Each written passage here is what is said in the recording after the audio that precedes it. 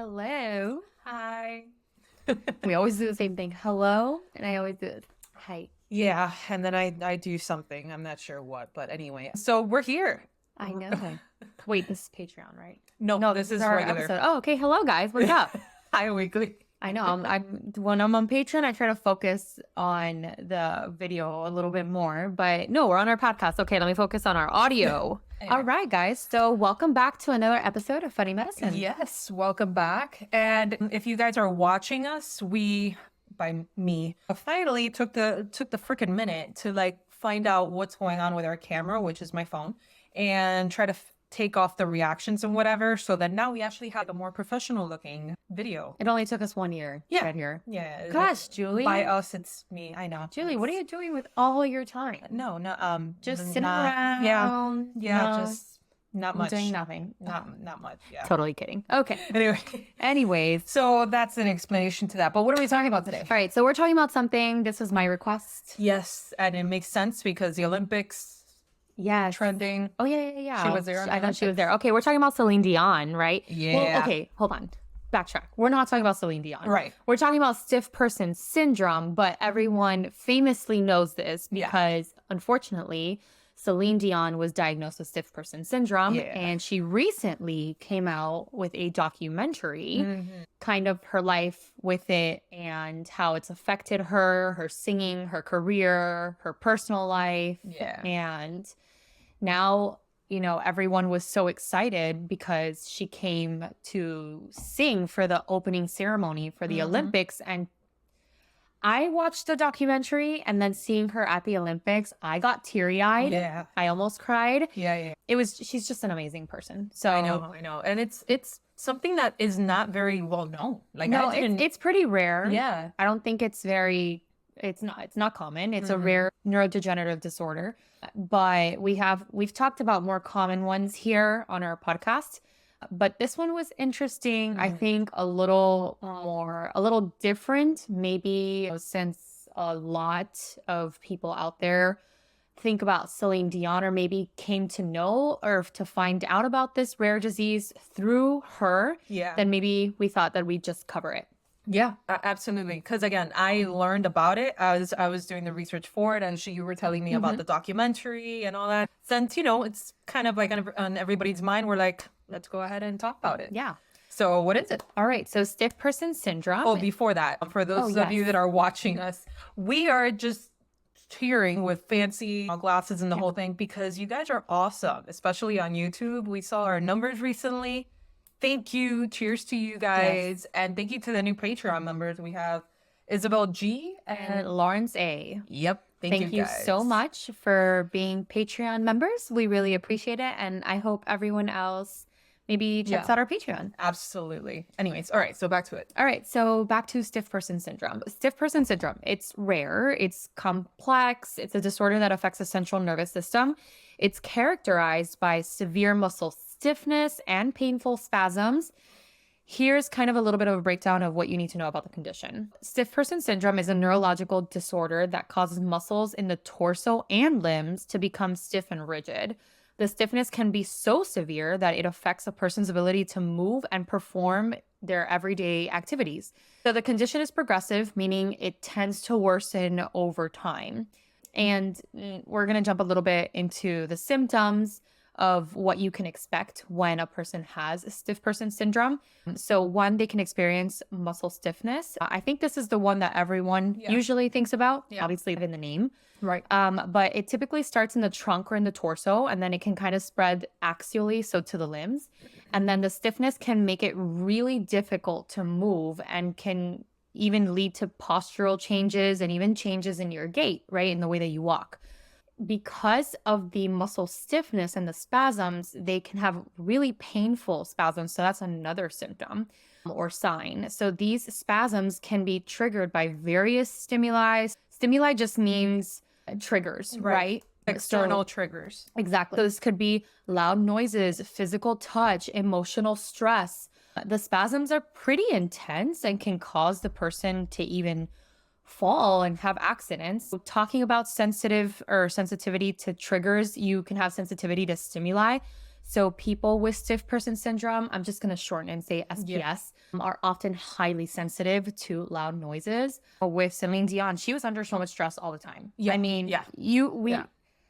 I grew up looking same. at her concerts and everything, Same. but I didn't really understand like the stress behind a performance or how Concerts, all those exactly all of that. things, like interviews, So whatever you name it. I can't imagine her husband had cancer as Mhm. well. So she had a lot of things going on. I think family problems too, which she was Absolutely. saying in the documentary. She probably had a lot of sensitivity to stimuli and Yeah. also like loud noises. I mean, All the she's a time. singer. Yeah.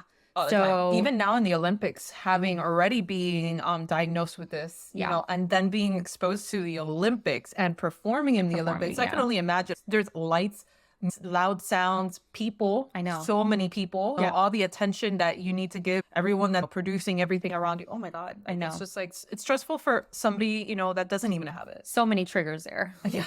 I'm thinking of all the triggers there Yeah. for her. And, you can also, kind of what I've already kind of briefly touched on, you can have an abnormal gait as well. So it progresses so much, your muscles stiffen so much that it can affect the way that you walk. Which so, you could kind of tell with her sometimes, like more than Yes. others, Yes, you can. And she has a therapist too. Oh, I'm sure. Like he's a physician, but honestly, I'm not sure if he's a physician now. But anyways, she has her go-to clinician, and he goes and he stretches her out, and she has a crisis during her documentary. And there's even a I heard clip. about that. I should have seen it, but I haven't. She has an interview Okay. with someone. Someone interviews her. I can't remember who it was, but her camera lady was there.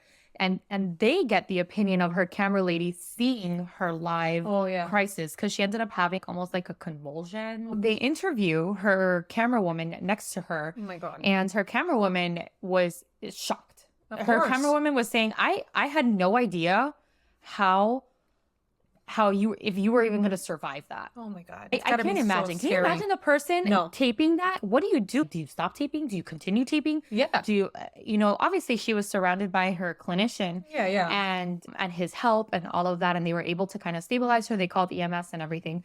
But I mean, imagine the person being behind the camera. Oh my God. No, I can't even. And it's just like, it's gotta look so scary too. It has does it look like a seizure type of thing? It does look like a seizure. Okay. It's just a little bit different. The seizure is a little bit different because she's kind of aware of what's going on. Oh man. Which makes it even so much more scary. Which is really scary. Yeah. Because Usually then you have no control over what's happening. Oh, Yeah, man. exactly. That sounds awful. Because with seizures, you're not supposed to be aware of what's happening, right? So usually people come out of a seizure and they're kind of like, like what lost. happened? Yeah.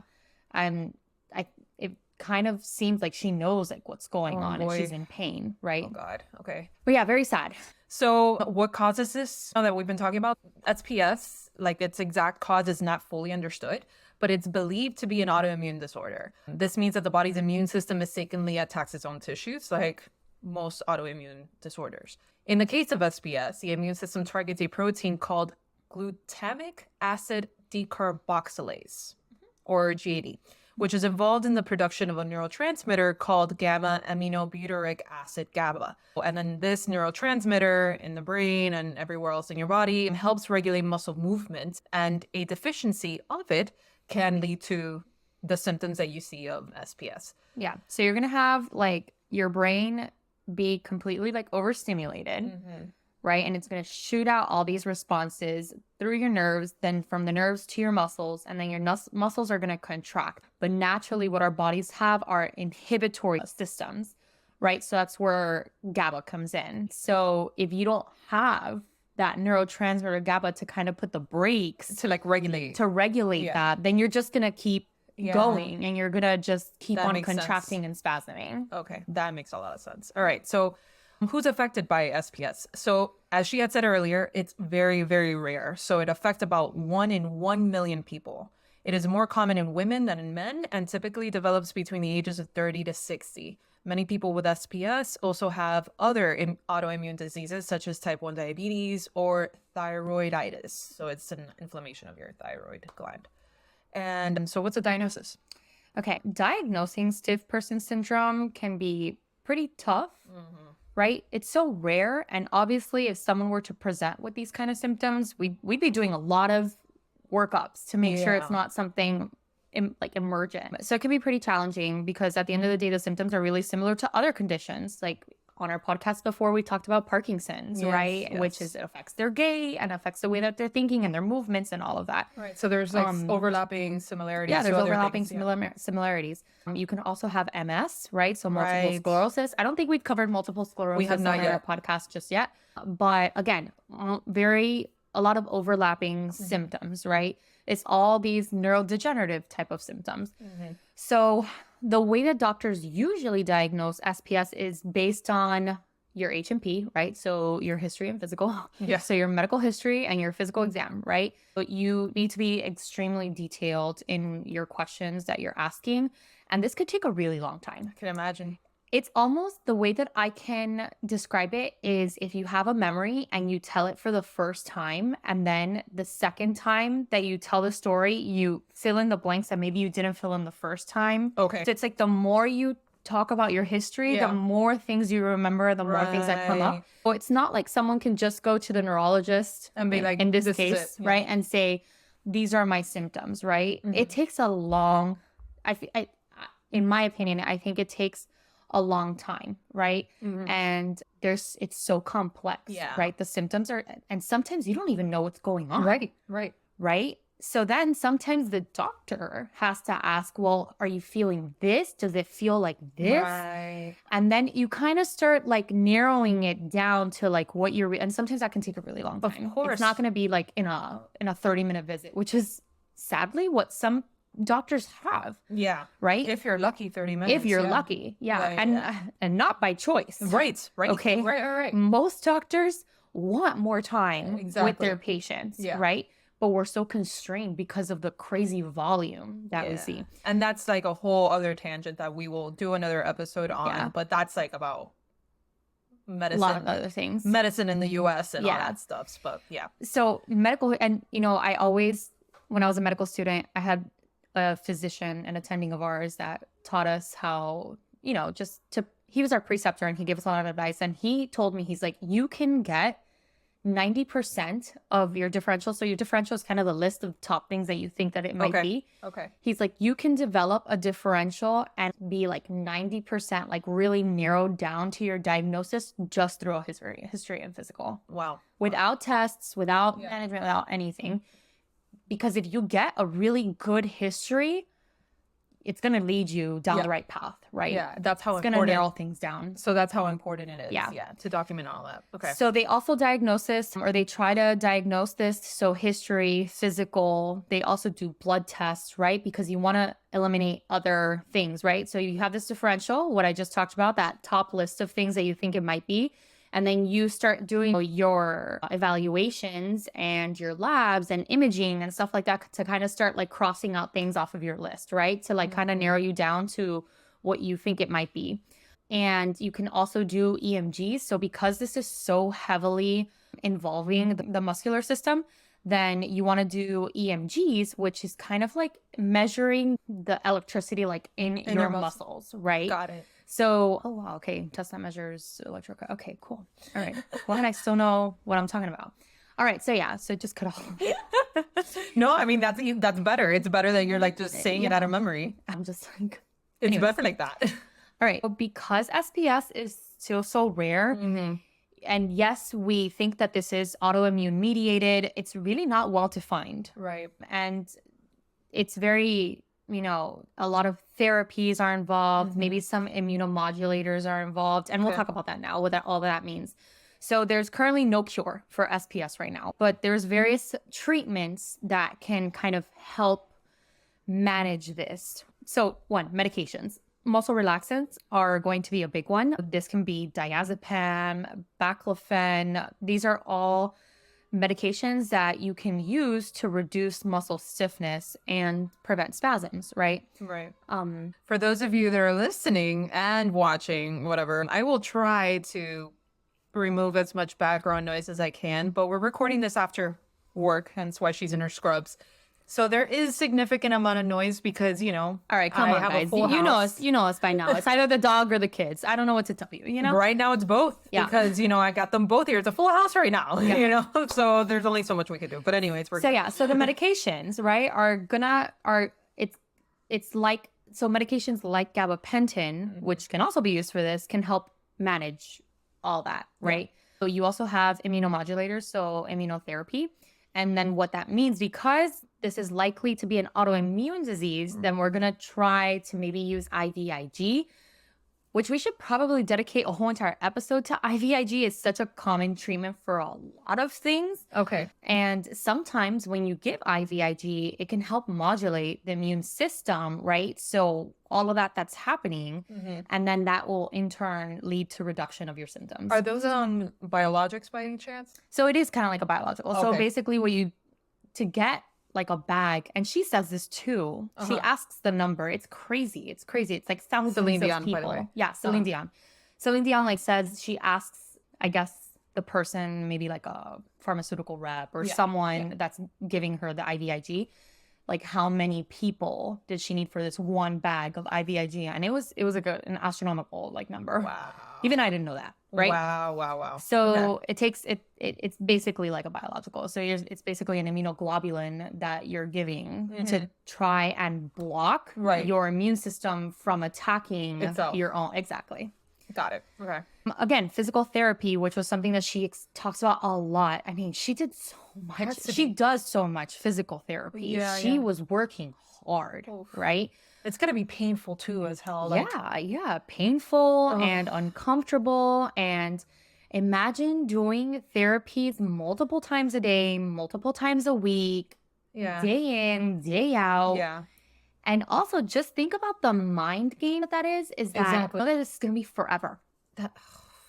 Okay, forever. So it's like you have to try to pull yourself out of that mental hole. You need as to well. accept it, Exactly. right? You need to go get past that obstacle, right? That wall. Because it's easy to fall down that rabbit hole in your mind of like, I'm gonna have to live like this forever. Exactly. Oh boy, yeah. Exactly. So a lot of like mental fortitude there. Yes. Too. And then lifestyle adjustments. So avoiding the triggers because that's going to cause you to have spasms. Yeah. You may have to use assistive devices sometimes, like maybe a cane, a walker, something like that to make sure you're safe. Of course. Or other things to just improve your quality of life. So imagine her with all of her triggers. It's mind-boggling, honestly. Wow. All right. Talking about triggers, what are some known triggers for this? Of course, the first one, as you could imagine, stress and emotional distress. I mean, that's even a trigger for just everyday people, you know, for anxiety and all these other more common things. So imagine for something like this that's neurologically based. Emotional stress is a significant trigger for muscle spasms in people, in patients with SPS. Stressful situations can exacerbate symptoms and lead to more frequent and severe spasms. Kind of like what we had talked about that, the camera person like probably unfortunately experienced seeing her going through it. That's the next one, noise, which for somebody in her profession, there's a lot of noise. So sudden or loud noises can trigger muscle spasms. Everyday sounds such as car horns, alarms, or even loud conversations can provoke a reaction, making it challenging for people with SPS to navigate noisy environments. And then next one, physical touch. Okay, so light physical contact can also set off muscle spasms. I had like a soul there. Like, what freaking accent was that? Muscle. What? I was even like, what was that? Anyway, this sensitivity to touch means that even gentle interactions can cause discomfort and trigger symptoms. And that makes sense because if somebody touches you and you're not expecting it, you kind of go like this, Yeah. So imagine like somebody that has this and then you trigger that, that's going to like make it's a huge trigger. You're triggering literally that response of like stiffening up. So next one, cold temperatures. Makes sense, right? You're like shivering. So it's all like the contraction, right? So then exposure to cold environments can lead to increased muscle stiffness and spasms. Individuals with SPS may need to take extra precautions to stay warm and avoid sudden temperature changes. And then lastly, physical exertion. So certain exercises or physical activities can provoke muscle spasms. It is important for individuals with SPS to engage in physical activity cautiously and under medical supervision. So luckily, like she has the resources, to have Yeah. somebody on board when she has to do all these things to Yeah. like help her out. Because I mean, she literally has all those things triggering her Yeah, for no. work. Yeah, and I'm just thinking about that documentary of so she just started with a foot spasm. Mm. Like she was fine, right? And even her medical provider was saying, "Oh, he's like, have you had any like spasms today?" And she's like, "No. No, like everything, no, it's just now is when it's happening." And then he's like, "Okay, well," then he like starts and he's like, "Yeah, you're just not really relaxing." And he's like, "Why don't you lay down?" And man, she just started like seizing. Yeah. Holy, oh my God. Even And- as a and provider, you must have been like, what the He heck? was, I swear, he was just like, "All right, well, she's seizing. Let's go ahead and give you this." And he like calls like for backup, obviously. Yeah. But he remained so calm. And I was just, I'd be like, "Celine, Oh my God. Yeah, no, I'm dying. are you seizing? I would be seizing too alongside of her. They're like, Can someone get the Valium? please. Give me one too." Exactly. Two. Not enough. Split. Oh, Both. but Oh my all God. jokes aside, it Yeah, was yeah, really yeah. sad. It Oh was my very sad, and he God. handled it very well. Turned know, over to the maybe- side, put the pillow, like made her as comfortable as possible. Good. Maybe he's like, if he's on board with her, he's probably like an expert in that field. Yeah. So maybe like he. No, and he was so great because even after that whole entire episode, she was because I think she had a recording before that, and she had done really well on that recording, okay. and she was so happy about Okay. it. And then he was like, "I think that's what triggered you." And then Yeah. so she was like, "So I had a good recording day, Yeah. and this happened." Because she got so like happy. Like it's a good stress. It's like an emotional trigger, right? Right. So, but she was saying, "So what? Now every single time I have some emotional like heightened, then I have to worry about this happening." And he was able to like kind of Yeah. rewire her thinking. It Yeah. was phenomenal. Wow. Yeah. Yeah. Kind of feel bad not knowing his name, but let me see if I can look it up really quick. He might have been like a therapist. I'm honestly not sure. But anyways, It could be the therapist or the doctor. the therapist, the doctor, whoever her medical provider Yeah. was there with her. I feel really bad not knowing that person's name, but he did a fantastic job.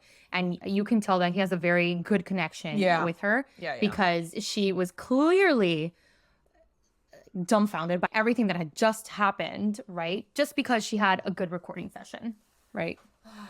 And that's devastating because she's like, I can't even be happy. Yeah, so which kind of like brings us into our next topic, the impact of these triggers, right? Right. So it's clearly impacting their daily lives. Yeah.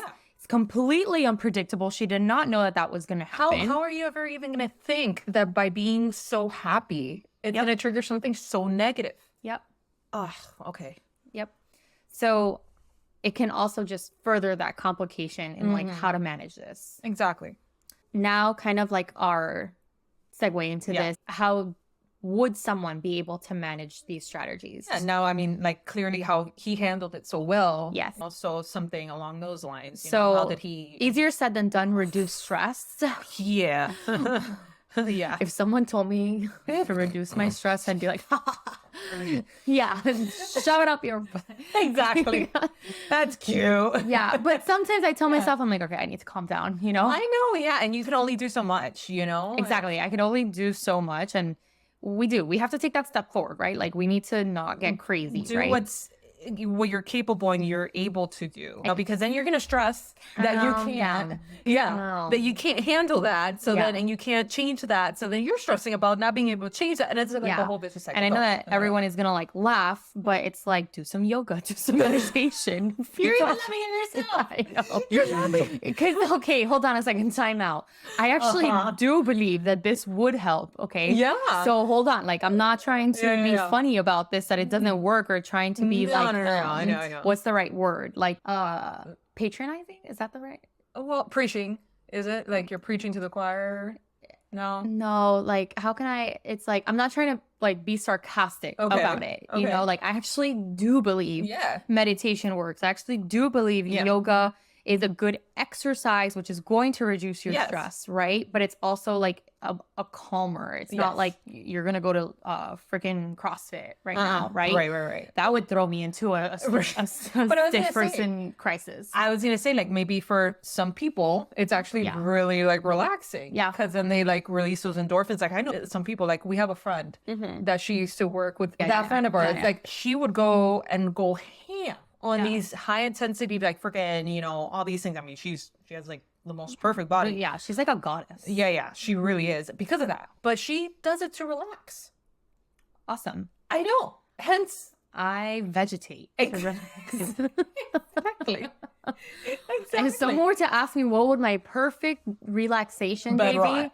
be, yeah, exactly. rot, Bed yeah. rot. I want to be a cucumber. Exactly. I want to be a lechuga. Más fresca que una lechuga. Just for those of you that know Spanish, I appreciate you laughing at my it stupid means joke. I mean the current I want to be translation fresher of than it- a cucumber, right? Yeah. Fresher than a piece of lettuce, right? So how do I do that? Just bed rot. leave me alone. It's like those TikToks of like when they have like the husband or boyfriend, whatever it is, feeding snacks to the period. Yeah, And she's like under the exactly. covers and he's just like, here's a snack. And then she just like lifts grabs it. And I'm like, that is it. Like just That's leave exactly me under it. the Just leave covers. me under the covers. Don't bother me. Just throw me snacks every now and then. Exactly. Yeah. I get it. I know, but there are. How I wonder what that feels like. Yeah, us with kids, we Yeah, no, we haven't don't experienced feel that in a that. very long time. We haven't experienced Yeah. that. For some So- people that they go ham and they feel and they feel great about it. that's wonderful. That's great. I wish, but I wish. Yeah. Anyway, So noise control, right? I would totally do this. Just wear earplugs the entire time. Can't hear you. oh yeah, Can't hear you. hell yeah. I cannot hear you. I cannot be stressed No, because I cannot physically hear you. I cannot. I would do that in New York. Honestly, the sound of like the subway. As soon as I was approaching the subway, I would put on my earphones and And just like zone out. I don't give a Or crap. I zone know in. it's not very safe. I get it. Yeah. I was always like looking around me or whatever. I was always like, Yeah. but still, it was at least one less thing that would. Okay, but you're not also putting on your headphones at 3 o'clock in the morning when you're by yourself no, at the subway, no, right? no. It You're was probably, like in rush hour. Yeah. At 5:30. If something happens to you, there's gonna be a million people there to see it. Oh my god, it was 5:30 in freaking like lower Manhattan. Everybody's crawling into the subway and it looked like a zombie apocalypse in there and everybody's trying to get into the same freaking cab, so you're just throwing elbows and you don't give a shit and you don't want to hear somebody telling you to fuck off. Yeah. So you're just like, I didn't hear you. Sorry. This is my cab. Bye. Bye. Whatever. Yeah, whatever. It was a great time. It was a bad time too. But anyway, so Another one, minimize Triggers. physical touch, right? Another trigger, minimizing physical touch. there you go. So communicate with other people, like, don't touch me. Yeah. I would You know love what? I that. think, I just think that this is just good for everyone. I know it really is. Noise cancel, don't touch me. Like, yeah, I'm about it. I am about Yoga, it. meditation. I'm I about mean, it. shit, that would work for me. It would work for me too. Don't touch me. Unless I want to be touched, don't touch me. Yeah. Who told Stay you? warm. I love this one. Yeah, now great. we're adding a blanket. So, okay, guys, let's paint a picture of that, right? yeah, I'm on a let's all do couch. this. Okay. I'm doing some yoga. I'm doing some meditation. I put on some noise canceling headphones, right? No one is going to touch me, right? No nope. physical touch. Right now, add a warm blanket. Delicious. Stay warm. Okay, no, but like for real, stay warm. Just in layers and avoid any cold environments. Why? Because we're trying to eliminate that stimuli of like cold temperatures. And then exercise cautiously, right? So work with a healthcare provider, right, to develop safe exercise routines that aren't going to overstimulate you. So for SPS, it would be like a physical therapy and stuff Yeah. like that, pretty much. Like just to be careful, to Yeah. be extra cautious. I really want to do that though. I really want to meditate with noise canceling headphones 100%. on the couch with no one touching me with a warm blanket on top. 100. I will not accept any That- other way. That is a dream for a mom. Yeah. Like husbands, boyfriends, significant others, whoever it is, you want to gift a Mother's Day something to a quote unquote mother in your life. Yeah. Make that day happen. Take the kids, SPS, You know, whatever it it's like is. sensory, Yes. sensory Like the kind of weighted things. or the weighted blanket, I was gonna say. Well, no, the weighted blanket, but there's also the sensory that is very popular for kids with autism Like the little cocoon or the neurodivergent. Yeah, like and like The their little cocoon. yeah, the Exactly. cocoons. I would I love want a a cocoon. I would love a cocoon. I want a cocoon because man, Yeah. that helps with the overstimulation of everything. Absolutely, absolutely. Hence why it's great for autism. But anyway, so living with SPS. Back to SPS. We're going on a mom tangent here. Right. I'm off it. So living with SPS. So it can obviously be challenging as everything that we talked about, all the triggers, all the things that you have to do on a daily basis, you know. So the progressive nature of it is also a huge, huge challenge that these patients with this have to deal with on a daily basis. So, however, with proper management and support, many people with SPS can maintain a good quality of life. So it's important to work closely with healthcare providers to find the most effective treatment plan, obviously, because everybody's going to have different levels of it, different triggers, all the things. We've kind of like touched upon it, but we wanted to talk about the documentary in case you guys hadn't seen it, you know, whatever. And it's called I Am Celine Dion. Go ahead. Sorry, should we pause it and make sure it saves? Yeah, sure. I'm just trying. Yeah. Damn. Anyway, okay. So the documentary we've been talking about this whole entire time, it's called I Am Celine Dion and it's directed by Irene Taylor and it offers an intimate look into the life of, you know, Celine Dion as she battles with SPS. You want to talk about it a bit since you watched it? I needed to watch it. Like, man, that documentary brought back so many memories. And every time they would play one of her crazy hits, I was just singing off the top of my lungs. I remember it was like me and Mike, we were just like building stuff at the house. And I just threw it on just because I saw a lot of it like on my feed. And then I said, you know, I kind of want to watch it. I'm interested in watching it. And then I was just glued. I wasn't even paying attention. Anymore. Yeah, I wasn't building anymore. I was Mike wasn't like, TV. what the fuck, man? Yeah, for real. I was like, you're on your own. I am fully invested into Celine Dion right now. Okay. So Celine Dion, she was diagnosed with stiff person syndrome in 2022, but in her documentary, she'd been experiencing symptoms for years, 17 years with these symptoms. They just couldn't put a name on it. Like, put a finger on it, yeah. So SPS is characterized by severe muscle stiffness, again, that by painful all those triggers. The painful spasms, all those triggers, her stress, her noise, the physical touch, everything that she was going through in her life at the time. I know that the death of her husband caused her like a lot of stress. Yeah. That really hit her hard. It was like for a good reason, but Of course. it really affected her. And then these symptoms significantly impacted her daily life, like what we had already been discussing during that whole entire explanation. But it even led to like cancellation of her Las Vegas residency. So for those of you that don't know, a lot of famous people take residencies. So Like they have Adele right now. multiple, exactly. They take just multiple shows. They're just scheduled out, multiple shows, usually in really big places. Las Vegas is a really big one.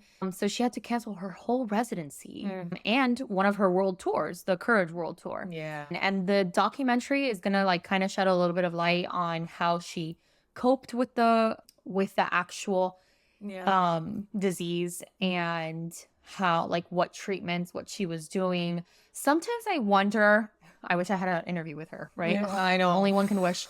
Well, they sometimes- paid her $2 million to perform in the Olympics. in the Olympics. Wow, she did great though. Fantastic. Yeah. But yeah, we don't have $2 million. No, I don't. The penny people. Yeah. Patreon. Peasants over here. Philip, we bow down like the Hercules words. That's exactly it. We are not worthy. We are worth. We're not worthy. God, I fucking love Hades so I know, much. And, I like, know, from, I do, from He's like my Hercules. favorite villain. Yes. Like I love him. We are worms. Help We are not us. worthy. And then they turn into worms. I'm like, God, I love that movie. Anyway, sorry, tangent. Yeah, tangent. So anyways, but yeah, she talks about like all her medical interventions and stuff like that. But sometimes I feel like I would love to ask her if she did this documentary to raise awareness. Yeah. Probably. Maybe a part of it. Yeah. Or to finally give everyone an explanation. Might be both. Yeah. Or both, obviously. Because there was so always like the stupid tabloids were always like, oh my God, what's wrong with her face? Yeah. She's so this. And, you know how it is with like tabloids. she's finally giving us answers to our questions that we had for a really long time. And Setting the record straight. I know. And she felt so guilty about canceling these shows. I'm sure. So guilty. So she maybe was kind of using this as, one, I'm going to spread awareness. Yeah. Two, I'm going to finally give everyone the explanation that they deserve. Absolutely. And you know what? It's helped out a lot because there's other people that have SPS or similar neurodegenerative diseases that could kind of relate to everything that she has to do on a daily basis. Yeah. And we've just been focusing on her disease, right? Her like medical side of things and her career, but she's also a mom. Exactly. And, you know, she has a family. She has a family. She had like, I don't know how many siblings. Yeah. Like she had a crazy amount of siblings. Yeah, yeah. And everybody gets affected by that. It's not just a person. If you're in a close-knit family, everybody's going to feel it. But yeah, so I think she was trying to raise awareness for the stiff person syndrome. And I think she even like says like in the actual documentary that she hopes in like sharing her story will help others dealing with similar situations or similar conditions have like a better understanding on what's going on or just this rare disorder. And not feel alone too. Yeah. That you're not the only one dealing with something like this on a daily basis. You're not alone. Look at this person that has done all these things and is still doing all these things, and she's behind the scenes. Look at how she's dealing with it, you know? So you're not alone. And that's a big feeling, you know, to not feel alone. Yeah. Very powerful documentary. Absolutely. And yeah, you should definitely watch it. I need to watch it. I haven't watched it because it's summer and my kid needs to go to school already. That's why. So yeah, but once that happens, I could actually like maybe carve out and like a minute to watch it because I really want to watch it. You know, I think she did amazing in the Olympics. The fact that she came back and did that for the Olympics is like freaking insane. It's amazing. And I get it. She's French. It's Paris, you know, whatever. So that well, she's not French. She's Canadian. She's Canadian. Like French Canadian. Quebec. Yeah. So whatever. But the point is like, the fact that she was able to like, so Europe and Canada. I know, I really want to go. So beautiful. You've been? Oh, that's right. You went. Montreal. Yes. I'm dying to go. It was beautiful. It was so beautiful. I did not expect it to be as beautiful as family it was. up there. Yeah. What am I waiting for? With my same last name. I'm an idiot. I don't know. Gotta go. I know. I really want to go. I'm dying to go. Everybody says the same thing. It's Europe, but it's Europe and Canada. Yeah. Amazing. Anyway. All right, so guys, well, that was it. We really wanted to touch upon that. I know a lot of people had been talking about it between the documentary, the Olympics, Celine Dion, all the things, and we wanted to chime in with it and give an actual, like, you know, explanation on what is this really, you know, instead of just people like, you know, stiff person syndrome, what is it, you know, so this is what it is. And at least in a lighter tone, I hope. Yeah, that we did, you know. It's just a good topic of discussion. Absolutely. Raising awareness means having the conversation more often. Absolutely. So yeah, hope you guys liked it. Stay tuned for the next one. And if you guys have any topics or anything that you guys want us to touch upon, let us know. We're available on all forms of social media. Check us out on Patreon. You would really be helping out the show. And you'd be getting a full other episode every week just for those Patreon subscribers. It's like an episode like this, but on a different topic every week. So check that out, patreon.com/Funny Medicine Podcasts. Again, every form of social media, we're there. Message us, email us at funnymedicine305@gmail.com. And we'll see you on the next one. See you later. Bye.